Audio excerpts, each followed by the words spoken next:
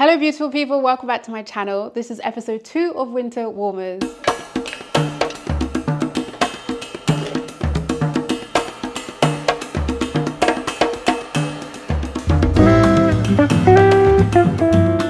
This is a series where I show you how I make the most indulgent, delicious, rich, comforting meals that are all plant-based just in time for the winter months. Please give this video a thumbs up if you're excited for this series, and don't forget to subscribe so you can watch the series unfold on my YouTube channel. If you want more of my recipes, I've just released an ebook, Rachel Ammer's Family Recipes. They're basically the meals that I eat every single day. Breakfast, lunch and dinner, and they are all approved by my very picky eater son. They are high fiber, nutrient dense, no sugars, and super delicious and simple to make. For now, let's get into these recipes. First, I'm going to share with you a no beef stew. I've made one of these on my YouTube channel many years ago. This is my updated version. There's a few little tweaks to make it super indulgent, and there's extra things in there to kind of boost the amount of fiber I put in there too. So very excited to share this with you. These are also great for hosting. Start off by peeling your carrots. I like to just get the top layer of skin off, or you could just give these a wash down. Once they are peeled, just chop them into chunks. You just want to make sure whatever chunk shape you decide to do,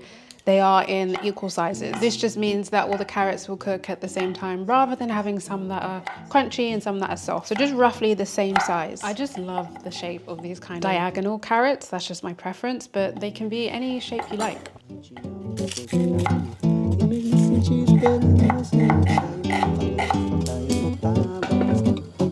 Now that your vegetables are prepped, we're just going to cook them off. I'm going to start off with my carrots and I'm going to brown them just to bring out some nice colour and create some char. What's really great about this recipe is you can swap out the vegetables for what's in season or what your favourite vegetables are. You could add leeks, you could add celery, you could add parsnips. You just want to brown them off first. I'm adding in some tomato paste. This helps bring some more richness to the stew, some umami, and just cook it off a little bit first. To keep the whole thing nice and rich and thick, I'm adding in some flour. I'm using spelt flour, but you can also use plain flour.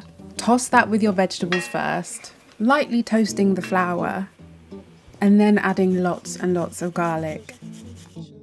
Then we're just going to deglaze the whole thing with some red wine.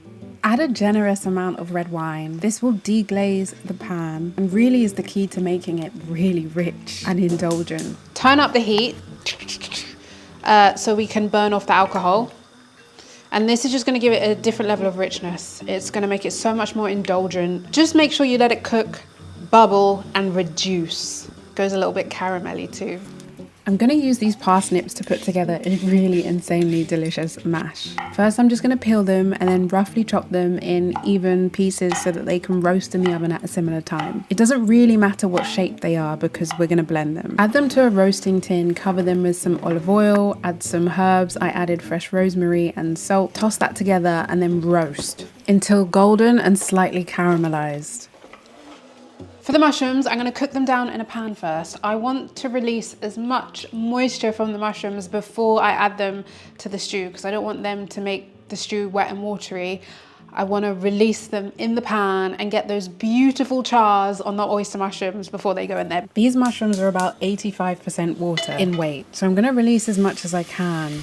Once the water's released, that's when they start to char, and then I'm going to season them with salt. When they go back in the stew, they will then actually absorb some of the stew liquid, and that's what keeps them tender and flavorful because the stew is full of flavor. I like to give them a really rough chop into these kind of bite-sized pieces because I don't want whole pieces. I want kind of chopped pieces that I can easily tear apart and eat. Pop these in the pan, and then for some added protein, I'm adding in some beluga lentils, vegetable stock, fresh herbs. I've got bay leaf, rosemary. For a bit more richness, I am going to add miso paste. Give this a really generous mix.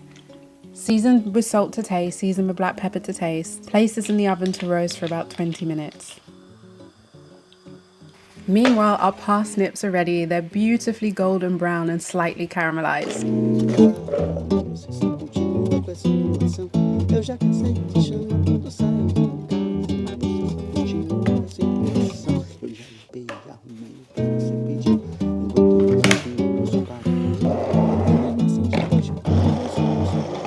Just a quick taste to make sure it's okay.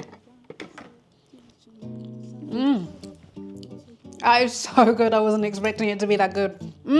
I knew I would like it, but wow, this is delicious. So I don't like it when it's completely smooth. So you could add a bit more milk, plant milk, soy milk, and blend it up so it gets really creamy and smooth. I still like a little bit of texture. I have like a phobia of when you have super smooth mashed potatoes. Oh, it makes me feel really uncomfortable when they're so creamy. Something about it, I have like a nightmare as a kid, and it just rattles me, man. It just gives me the ick. But hey, this is my own phobia. If you like it that way, just add a little bit more milk and get it super smooth. I want some texture. Now we've got some broccoli. You can absolutely steam your broccoli as well. I just feel like giving them a little bit of a saute.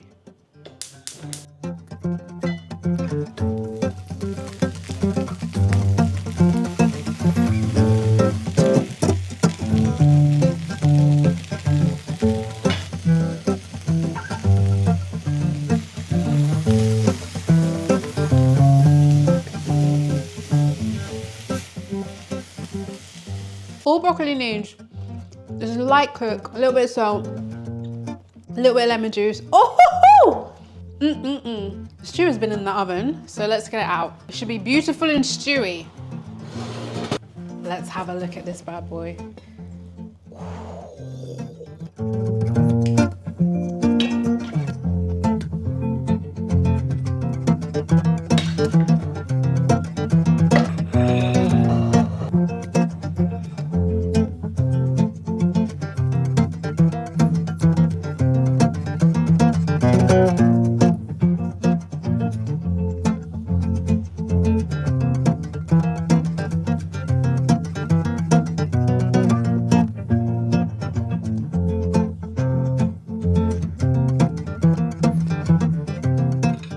And now is the taste test. I mean, what a plate.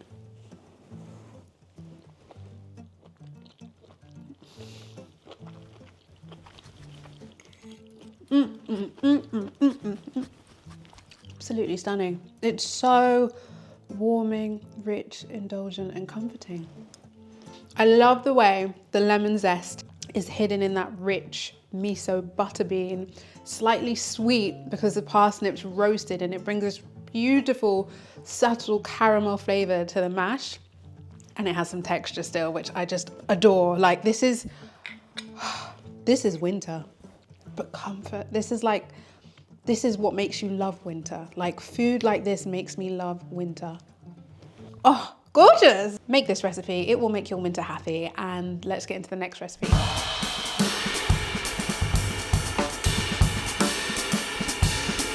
For the second recipe, we are going to turn these beautiful portobello mushrooms into portobello mushroom steaks with a mash. I'm thinking to do squash because there's just an abundance of squash and pumpkin right now. And then we're just going to glaze it up with balsamic vinegar. So if you don't have alcohol, this is another way to get a nice rich glazed sauce that is nice and wintry and cozy, hearty and comforting. Start off by peeling and slicing your pumpkin or squash or whatever root vegetable that you have available. And then we're going to cut them into similar sized chunks, just like we did before, so they can roast until golden at a similar time.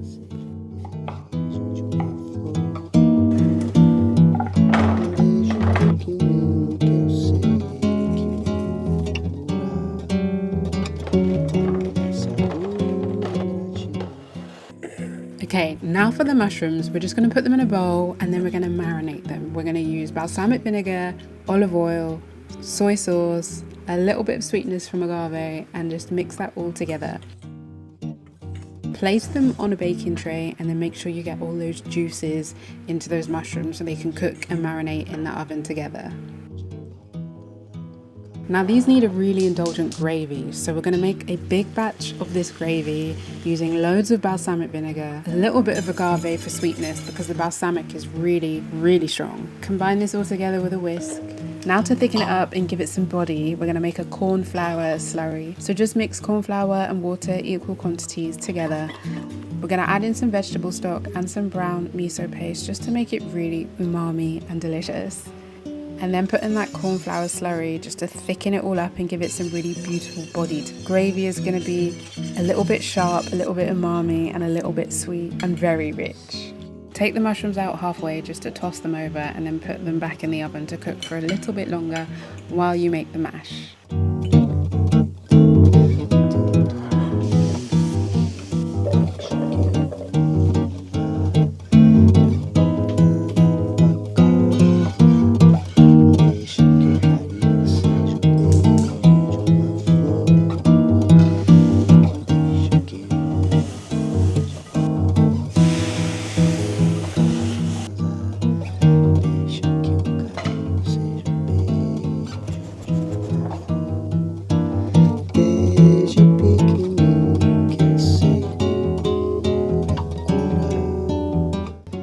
mash, I've done something really similar as I did before because it was just so delicious. I wanted to recreate that. This also works extremely well with sweet potatoes. Now it's time to plate.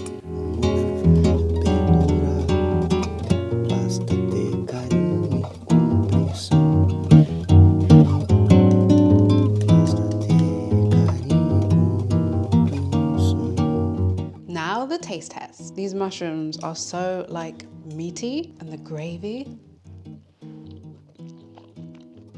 Oh yeah. Oh yeah.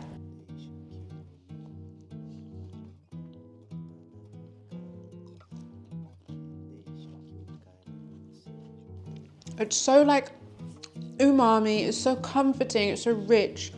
It's packed with deep umami rich flavors. The gravy is like miso-y, so it's very umami, and then it's got that slight tangy balsamic, a little bit sticky. It's just with the mushrooms that have been roasted, and the texture kind of gets like meaty, like portobello mushrooms, seriously, like when you roast them right, the texture is incredible.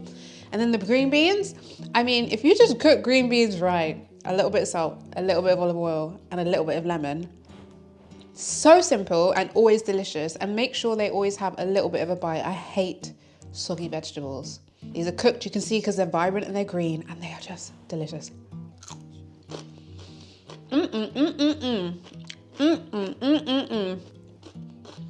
Delicious. Clapping for myself. I hope you have enjoyed both of these recipes. They are for sure winter classics with plant-based twists, but still packing in deep, rich umami flavors. You do not lack in these meals. You will not be thinking they need meat. You will just enjoy them as they are. They are beautifully delicious, comforting, warming, perfect for the winter month. Please give this video a like if you like these recipes, and subscribe so you can see more of my recipes on my YouTube channel. For more of my recipes, check out my ebook. I'll link it down below. Family recipes. They are my sugar-free, high-fiber, gut-loving family staple recipes that I just make on rotation. Thank you so much for watching, and I will see you in my next video. Because what do I want to do next for winter warmers? We've done like squash, we've done like stews, we've done like butter beans, pastas. What makes me feel like winter? Let me know in the comments. Anyway, I'll see you next time. Bye.